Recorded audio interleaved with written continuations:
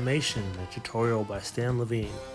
So first step is we're gonna go into the photo, open up FlipaClip and go into your photo library and select a photo. In this case, I selected a playing card, and in this photo of a playing card, on a separate layer, I make a background layer, and on that background layer, I used the ruler tool to make a straight line. This will be the ground for which the card is going to be walking on.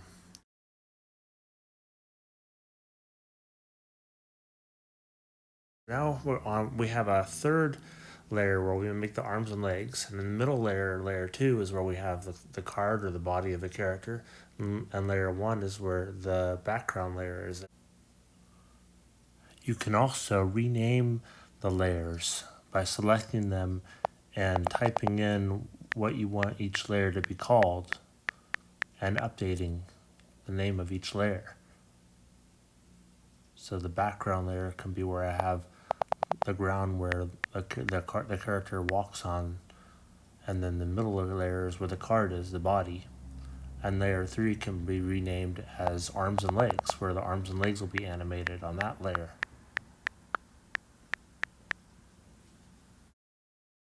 I make little circles for hands. It's a very simple way to do cartoon hands in animation. And I'm just erasing the lines where I don't want anything to be there, and we're going to actually use the paint bucket tool to fill in the whole hand with a solid color once we get the line work all built in. So that's what I'm doing now. I'm selecting colors out of the color wheel and dropping those colors in using the paint bucket tool for the color of the character's hands.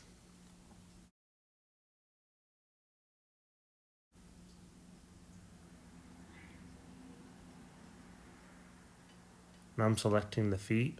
I deleted the feet, and I'm showing you the onion skinning thing that you can do with FlipaClip. It lets you see the previous frame, so you know where to put the next drawing and in the sequence of movements in your animation.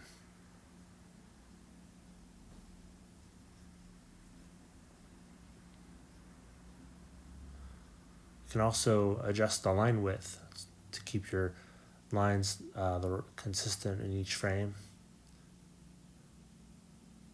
And the Lasso Tool allows you to select components of your drawings, the arms or the hands, and in each selection with the Lasso Tool, there's an orientation point, and that point can be adjusted it's like a pivot point. You can pivot. You can make that pivot point be like an elbow joint, and you can pivot the geometry of your drawing at a specific point to so that it works like joints and like elbows and knees.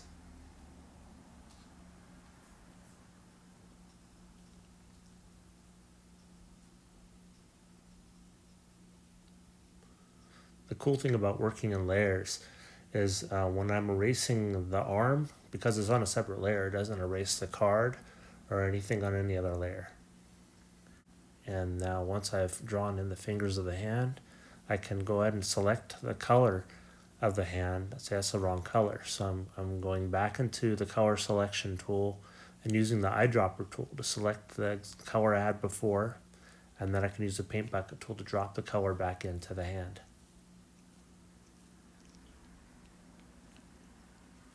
Back to layer 2, moving the body of the character or the card layer. Back to layer 3, I think it is, for the arms and the legs, drawing the new position in for the arms and legs in the next frame. And the sequence of movement of this card that's walking towards a cliff and will eventually be jumping off.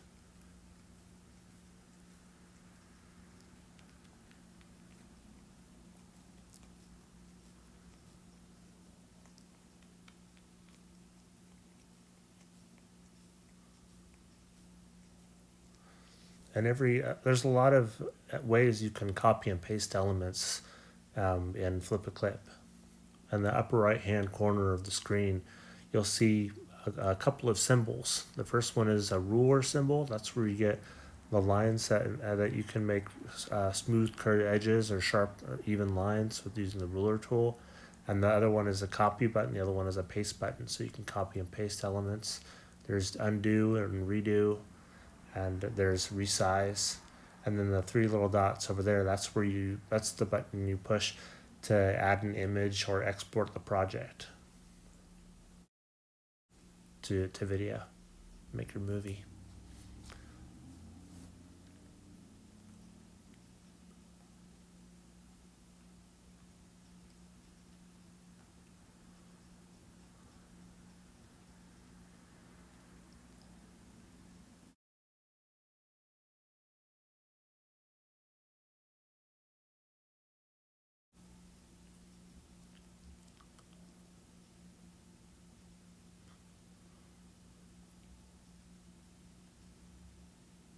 Checking to see if the movement is working or if it needs to be further edited.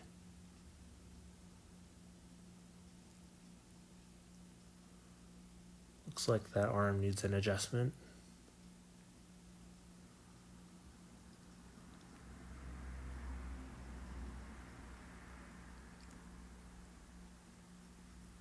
Yeah, that's working pretty good.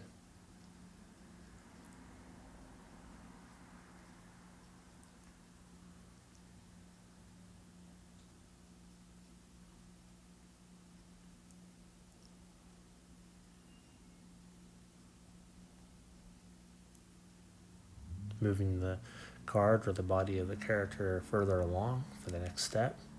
Going to layer 3 to adjust the draw in the new arms and legs for the next pose.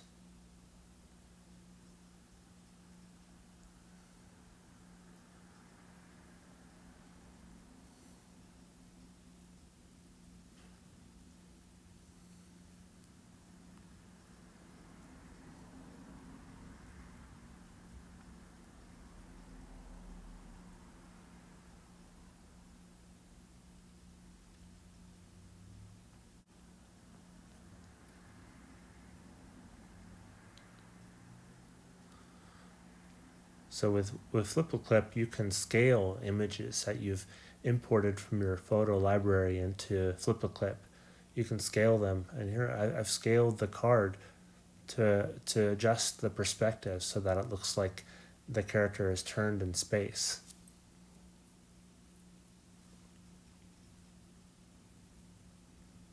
But this isn't a 3D animation program. I'm only animating in 2D.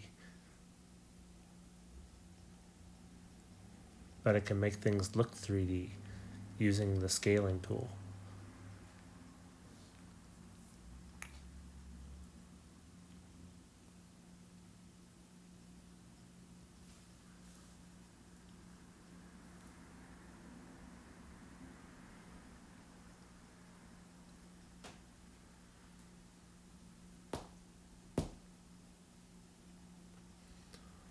Then we're going to add in the 4 of spades because the character is flipping around to reveal its other side, surprising its competitors as to what it's gonna what the Crazy 8 in the game of Crazy 8's what card is going to be revealed next. We have the 4 of spades being revealed as the card character flips around. And when the character flips around, we don't have to redraw the hands. We can copy and paste them, and we can flip them using the mirror tools. On the right hand side of the screen, you'll see some symbols that appear and disappear. See, there they are right there, those symbols. Those are the mirroring tools. I'm mirroring the image so that I don't have to redraw the hands. And then the hand appears the same in each frame. Keeps it consistent.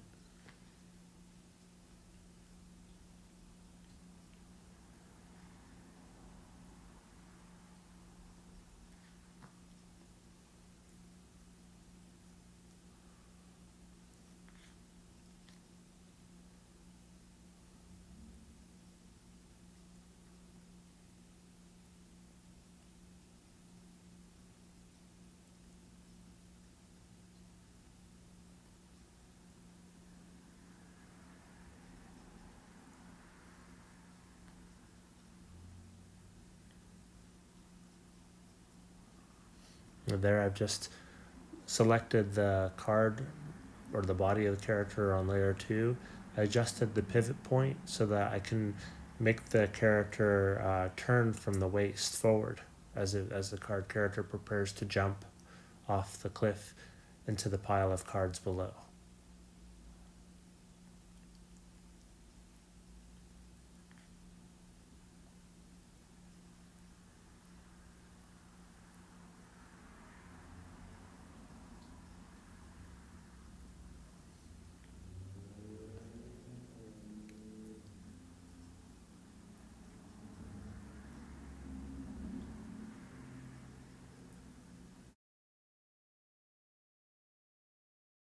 Drawing the legs so that the character is uh, really trying to build up that anticipation as the character sinks down deeper into the jumping pose.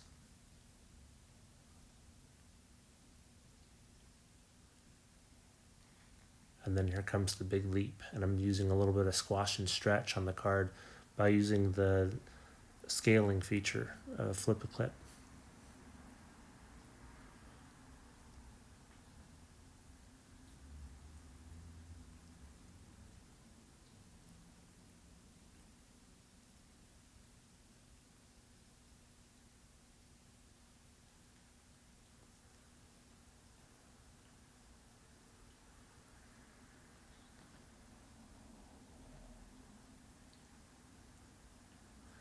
So for the hands, I'm going to go back to a previous frame. Use the Lasso Tool to select the hand, copy, and paste it, and drag it over to the new keyframe and position it where the arms and hands are going to be. And then clean up the unwanted lines later.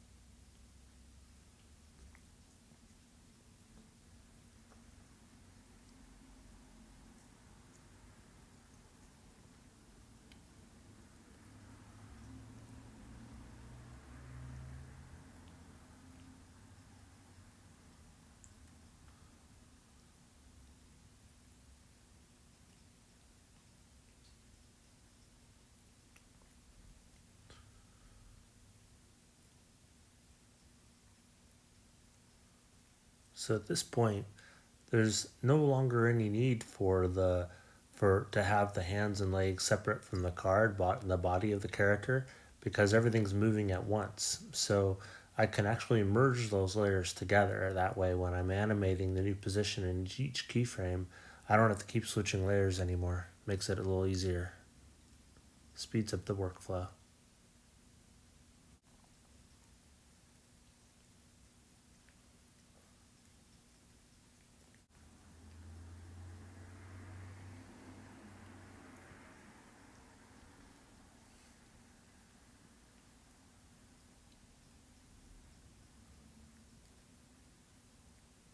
Moving the character further and further down the pit there, and each keyframe moving it further down.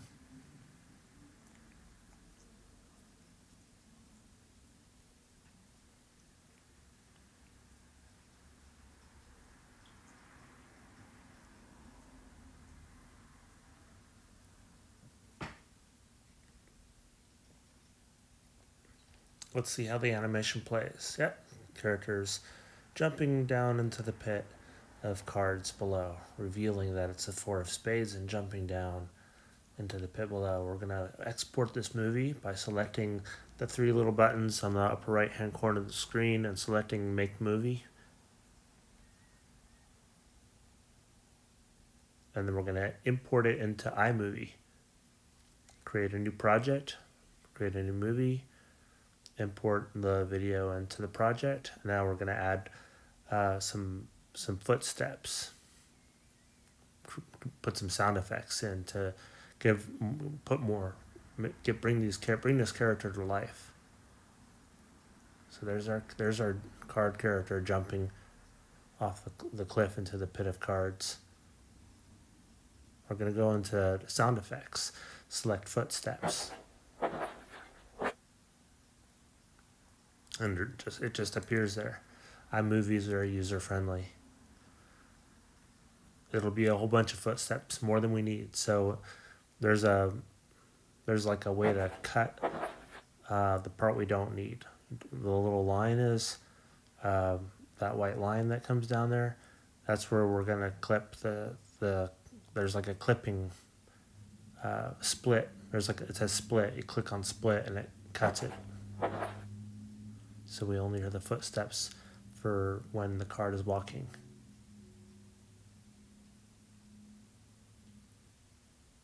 And now we're going to select music. Go into soundtracks, and for the Crazy 8 animation, I use Super Spy under retro styled soundtracks. These are songs that are provided with iMovie in the app. And I just drag that down to the track, and it's in there. And then I'm gonna, under project settings, I'm gonna select fade to black. And it fades to black. Here's how it plays. Looks good. Gonna name my movie, call it Card Jumping.